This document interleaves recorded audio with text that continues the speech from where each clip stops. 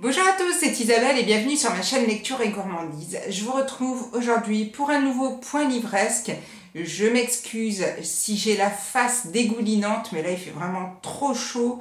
Il doit faire 30 degrés, moi j'ai une maison à étage et je filme au dernier étage, donc l'étage où il fait le plus chaud, forcément, mais j'ai pas d'autre possibilité, donc je m'excuse si je sue à grosses gouttes, c'est juste que voilà, il fait vraiment super chaud. J'arrête de blablater et je commence tout de suite avec une lecture, certes qu'on n'a pas l'habitude de voir sur ma vidéo, mais j'ai pseudo changé de boulot, c'est-à-dire qu'avant je travaillais dans un office de tourisme.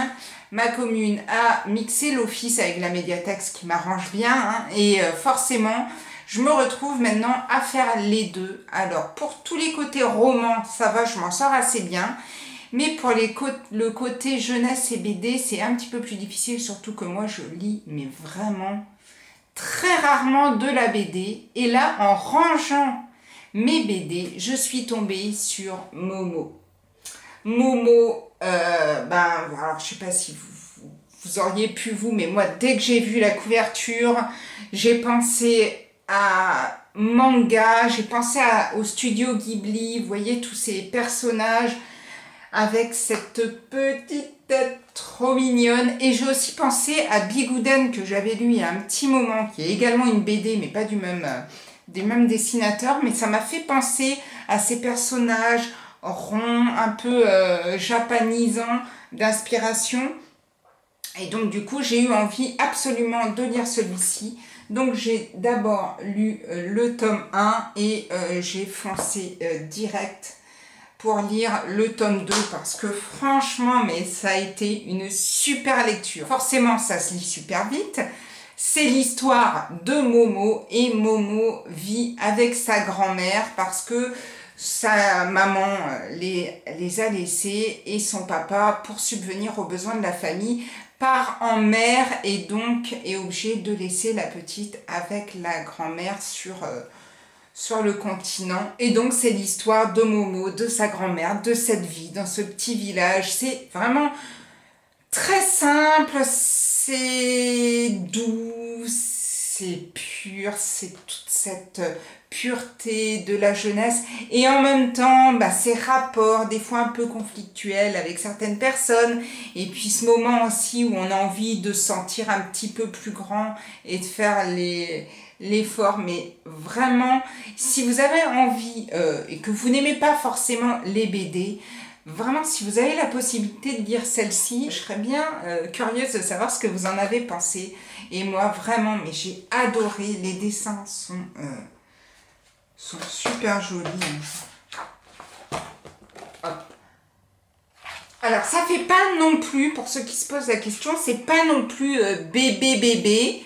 C'est pas une BD non plus adulte, mais je trouve que ça peut être lu par tout le monde. Alors, moi qui ai l'habitude, et on le verra aussi tout à l'heure, moi qui ai l'habitude de pleurer des fois en lisant des bouquins, j'ai même pleuré en lisant cette BD, donc ouais, c'est que je suis là vraiment, on peut plus me sauver, mais vraiment, lisez cette BD, revenez me dire ce que vous en avez pensé. C'est un très très bon moment de lecture, et franchement, j'aurais pas donné cher de ma peau avant de le lire. J'ai ensuite lu Coupable de Jacques-Olivier Bosco. Faites pas gaffe au marque-page qui est en plein milieu. J'ai bien fini le livre. J'avais lu Brutal, j'avais adoré ce roman, et du coup quand j'ai eu la possibilité, l'envie et le temps de lire Coupable, j'ai eu envie de me replonger dans les aventures de Lise Lartegui.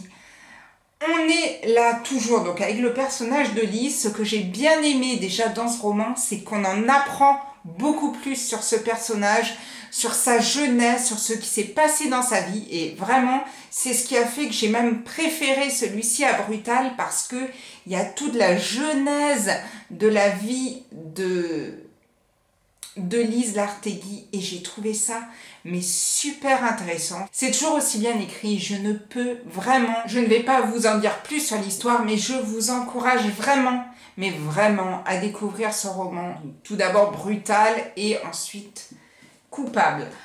J'ai eu un petit souci parce que je suis partie au boulot sans livre et à un moment j'avais un petit peu de temps, j'avais tout fait, j'avais envie de lire un petit peu, de me caler, de lire un petit peu, sauf que voilà, j'avais oublié mon portable à la maison et là c'est le drame. Parce que moi, il faut toujours que j'ai la possibilité de lire. Alors oui, bah oui, forcément, j'étais au boulot, donc ça allait. Et forcément, bon, j'étais au boulot. J'avais un petit peu de choix et j'ai une lectrice qui est arrivée. Puis on a commencé à parler. Puis elle me rend un livre de Jean Telet. Puis moi, je connaissais pas du tout cet auteur. Elle me dit, ah, mais je crois que je les ai tous lus et j'ai jamais été déçue. Puis bon, comme il n'était pas non plus un super épais, je me suis dit, tiens, bon, je vais lire ça dans la matinée, ou tout du moins commencer, puis advienne que pourra. Et j'ai donc choisi de lire ce livre-ci, Les lois de la gravité. C'est paru chez Pocket, et c'est l'histoire d'un lieutenant de police, le lieutenant Pontoise, qui voit un jour débarquer dans son commissariat une femme qui dit que 10 ans plus tôt, elle a poussé son mari qui était violent envers elle et qui était vraiment violent dans les mots et dans les gestes, et elle l'a poussé par la fenêtre. Or, la police avait enquêté à cette époque-là et avait conclu à un suicide, car son mari avait fait beaucoup de tentatives de suicide, et donc du coup, ils avaient conclu à un suicide. Or, le lieutenant de police ne comprend pas pourquoi 10 ans après, juste la veille de la prescription, cette femme débarque dans son commissariat pour se dénoncer. Et donc, on part dans l'histoire de cette femme et pourquoi elle se dénonce et qu'est-ce qu'elle a subi avant. Alors, ça n'a pas été l'extase, hein. C'est un roman qui se lit facilement. J'ai bien aimé ma lecture, j'ai apprécié. Je ne sais pas si j'en lirai d'autres. Alors la dame justement qui m'avait rendu ce livre m'a dit, faut absolument que vous lisiez Darling.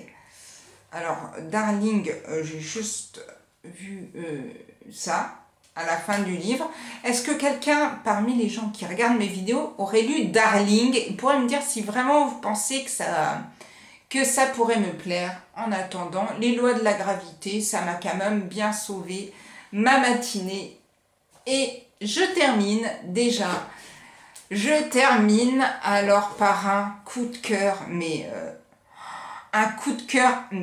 intersidéral. Oh là là, quand j'ai commencé le livre, je savais déjà dès les premiers chapitres que ça allait me plaire, mais je pensais pas que ça allait me plaire autant.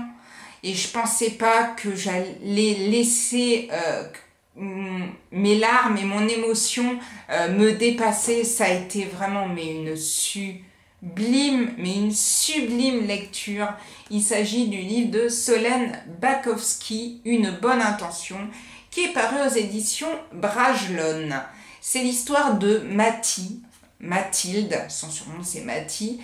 Elle a 9 ans. Elle a perdu sa maman et elle vit avec son papa qui a du mal à s'en sortir suite au décès de sa femme et qui a du mal à remonter la pente. Elle vit pas avec, mais elle a aussi des rapports avec sa grand-mère. Elle détestait sa belle-fille, mais qui veut absolument mettre le grappin, maintenant qu'elle a disparu, sur sa petite fille et sur son fils, pour pouvoir un petit peu diriger leur vie.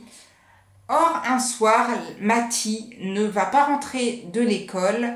Forcément, sa grand-mère, ça va l'alerter. Elle va appeler son fils. Et là, il va se passer, mais je m'arrête là pour l'histoire, mais il va se passer des trucs de fou.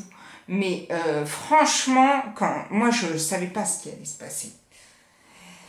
Mais au fur et à mesure de la lecture, je me suis dit, c'est pas possible. Mais c'est pas possible. Alors, on sait pas si Mathie est vivante ou morte. On part avec tous ces personnages qui sont vraiment, mais très différents. Autant la grand-mère que le père, ils sont tous différents. Ils sont tous très ambigus. En plus, donc forcément, déjà qu'on est dans cette ambiguïté grand-mère, père, Mathie, au milieu, un peu paumé, décès de sa mère et tout, on voit débarquer un personnage. Alors je vous dirai rien sur ce personnage. Tout ce que je peux vous dire, c'est que quand il est arrivé, déjà que j'étais limite, mais là j'ai totalement été bouleversée par ma lecture. J'ai totalement été effondrée. En même temps, je souriais à des moments parce que c'était vraiment émouvant, c'était tendre. Il y a vraiment plein de sentiments qui sont mélangés. Je pense que si vous avez lu ce livre, vous avez peut-être ressenti ce que moi j'ai ressenti. Mais là, voilà, je suis arrivée à la fin, j'étais anéantie. Le dernier chapitre, je pense que j'ai vidé le paquet de mouchoirs. Mais voilà, ça a été une sublime lecture. Ça va être vraiment un de mes livres préférés, je sens, de cette année. Si vous l'avez lu, n'hésitez pas à me dire ce que vous en avez pensé. Et moi, j'ai vu qu'elle... C'est vrai que celui-là, c'était une suggestion que j'avais fait à la médiathèque parce que j'étais un peu curieuse de voir ce que donnait ce livre. Parce qu'il me semblait avoir vu des bonnes critiques, mais c'était sur l'autre livre d'avant qui s'appelait Un sac. Et moi, je ne sais pas pourquoi j'avais fait la suggestion sur celui-ci. Je me dis que j'ai bien fait maintenant. Mais du coup, j'ai envie de découvrir l'autre. N'hésitez pas aussi, si vous avez lu ce livre, Un sac, à me donner votre avis. Je ne sais pas vraiment de quoi ça parle. C'est paru dans la collection poche, donc du coup, je pense que je vais me l'acheter très vite. Voire peut-être avant les vacances ou pendant mes vacances. Et voilà, on en a fini avec les livres que j'ai lus en cette fin du mois de juillet. Un beau petit paquet quand même. De très très belles lectures en général. Allez, celui de Jean Thollet, c'est peut-être celui qui m'a un peu moins plu, mais franchement, ça s'est lu très rapidement et j'en garde pas non plus. Pas comme Minette Walters dont je vous parlais dans une précédente vidéo. Ça a été une lecture que je n'avais de toute façon pas prévu de lire, donc ça ne me laisse pas non plus un souvenir impérissable, mais ça ne me laisse pas non plus un mauvais souvenir. Je suis allée au bout.